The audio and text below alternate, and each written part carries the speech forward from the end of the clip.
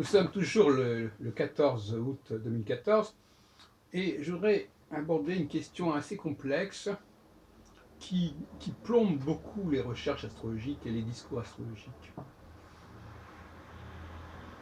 Et les astrologues n'arrivent pas à s'en sortir par rapport à ça. Quand il s'agit de valider l'astrologie, qu'est-ce qu'il faut regarder, qu'est-ce qu'il faut observer? Et au bout du compte, on s'aperçoit que la plupart des astrologues optent pour la formule de voyons le résultat, voyons ce qui va émerger, voyons ce qui a émergé, voyons comment les choses se sont passées.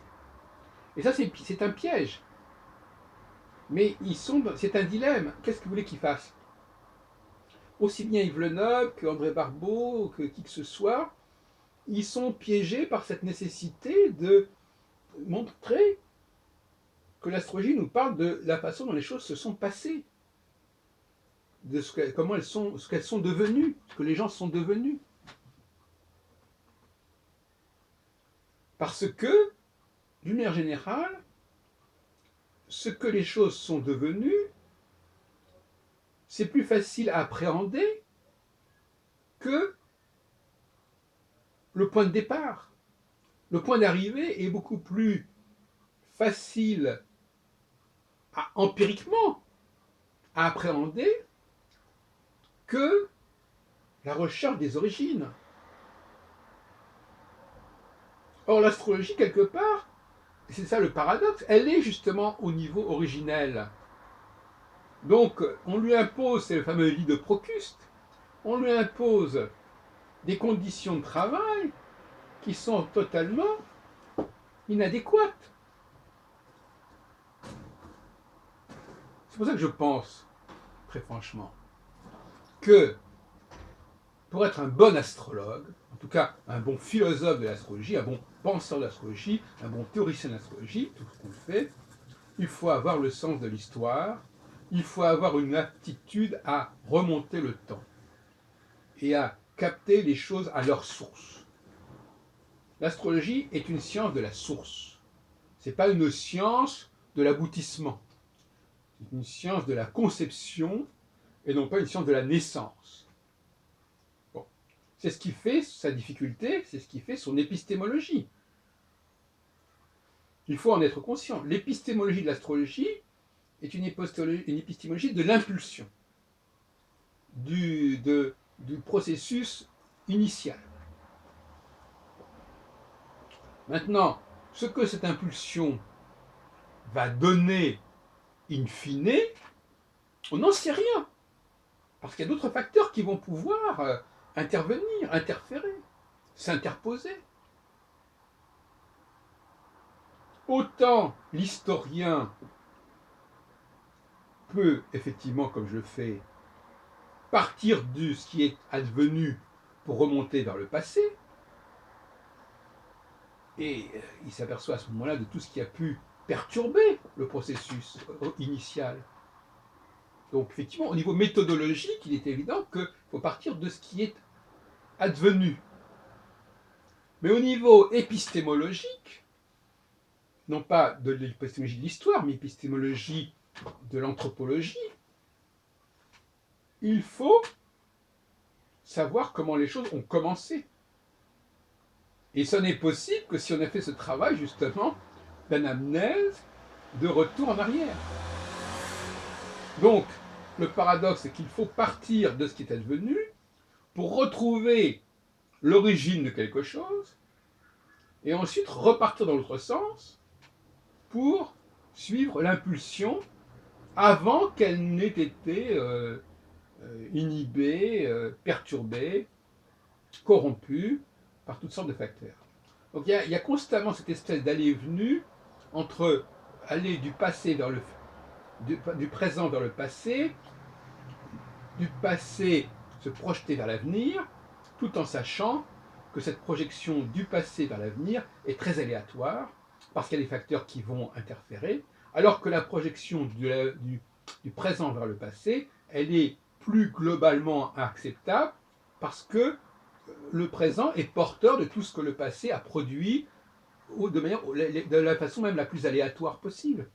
toutes les perturbations qui ont interféré avec un processus laissent leur marque sur le présent, et donc on peut les repérer et on peut les différencier. Donc, pour en revenir à notre affaire, comme on dit, il y a beaucoup d'appelés et peu d'élus. C'est-à-dire que ce qui nous intéresse, statistiquement, et c'est là que la démarche de Vauquelin fait problème par certains côtés, ce qui nous intéresse, puisque lui, il parle des gens qui ont réussi, qui ont abouti dans leur profession. Oui, mais il y a tellement de facteurs qui peuvent interférer, tellement de hasard, tellement de circonstances, qu'on se demande si on peut poser le problème de cette façon. Le talon d'Achille du travail de Vauquelin, c'est bien évidemment cette question de travailler sur des choses qui ont abouti. C'est d'ailleurs notamment le terme talon d'Achille étant plus juste, que on sait très bien que si Achille a eu un talon fragile, c'est parce qu'on l'a tenu par le talon. Donc c'est la démarche même, la méthodologie elle-même qui génère ses propres failles. Donc, l'astrologie, elle est dans le virtuel, elle est dans le potentiel, elle est dans quelque chose qui est là, qui est en train de se faire, qui va se faire, mais qui peut avorter, qui peut totalement avorter. Et l'historien de profession, il est parfaitement au courant de toutes sortes de tentatives, d'expériences, dans tous les domaines, qui avortent, qui n'aboutissent pas, et qui par conséquent, généralement, ne restent pas en mémoire. Elles restent en mémoire uniquement quand on cherche, quand on va rechercher les documents, etc. Enfin, je veux dire, ça n'émerge pas comme ça. C'est pas aussi facile à appréhender. Donc, prenons l'exemple du modèle que j'ai élaboré récemment. Quand je dis qu'en phase de conjonction, les femmes sont programmées en quelque sorte par certains signaux qui les conduisent à aller vers les hommes, puis en phase de disjonction, à mi-chemin, 3 ans et demi après, qui les conduisent à quitter les hommes et à voler de leurs propres ailes. Je reviens sur ma petite vidéo récente, mise en ligne avec celle-là d'ailleurs. Oui, ce qu'il faut, c'est capter ces velléités. Velléités, ça veut bien dire ce que ça veut dire. Des tentatives, des tentations. Il y a un mouvement, il y a un geste dans cette direction. Il y a quelque chose qui va dans cette direction. Et c'est ce mouvement-là qui nous intéresse. Ce mouvement-là qu'il faut observer, qu'il faut comptabiliser, qu'il faut repérer, répertorier.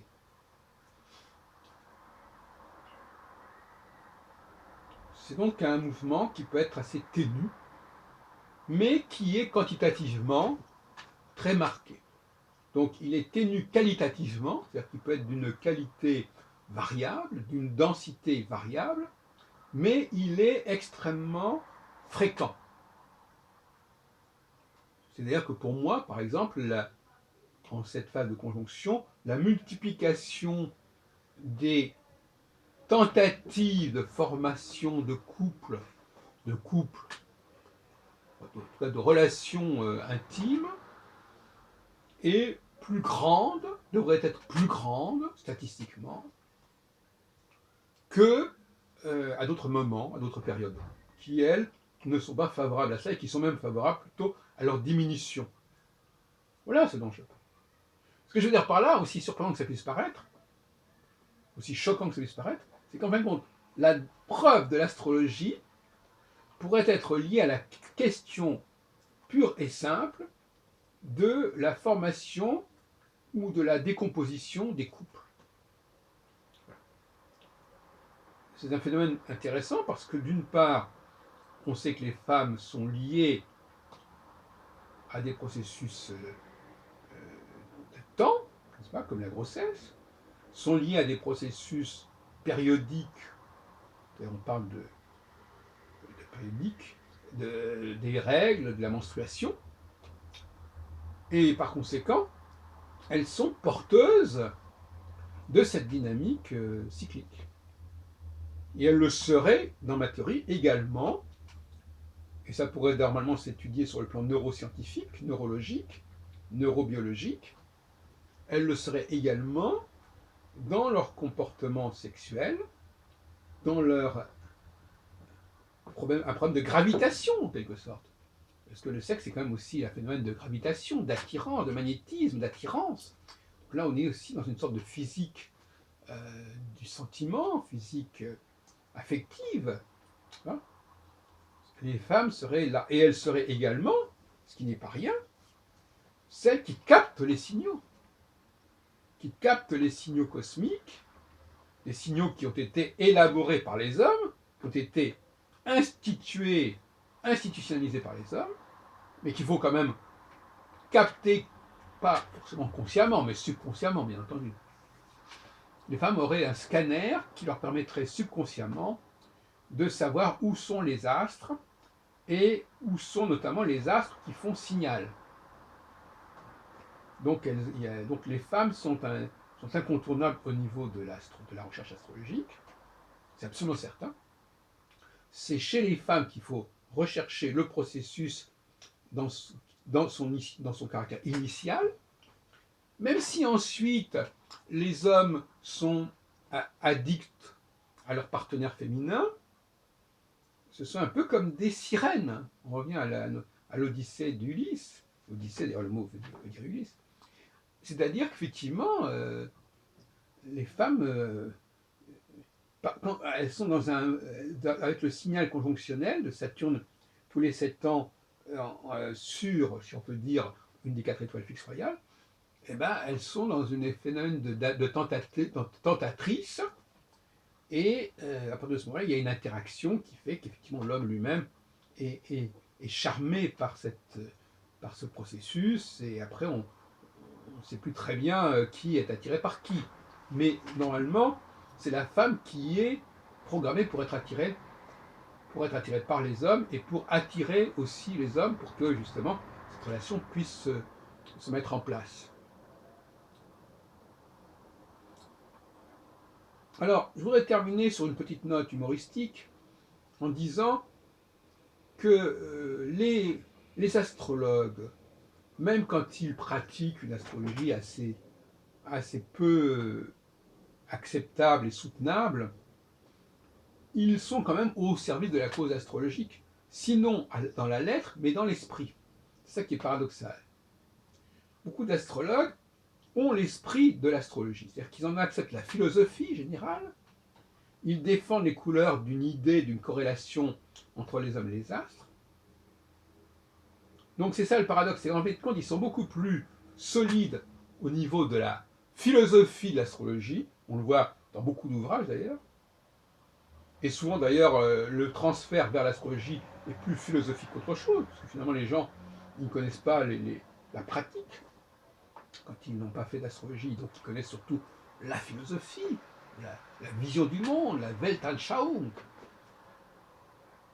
Et ces astrologues, ils sont beaucoup plus faibles au niveau de la lettre, c'est-à-dire au niveau de la technique. Non pas qu'ils n'ont pas une technique, mais cette technique, elle n'est pas sérieuse, elle n'est pas rigoureuse. Et on voit bien d'ailleurs dans tous ces claviers astrologiques, tous ces dispositifs astrologiques, que tout ça ne tient pas debout. Donc, ils n'ont pas les moyens de leurs ambitions, les astrologues. Voilà ce qu'on peut dire. Mais ils ont la foi.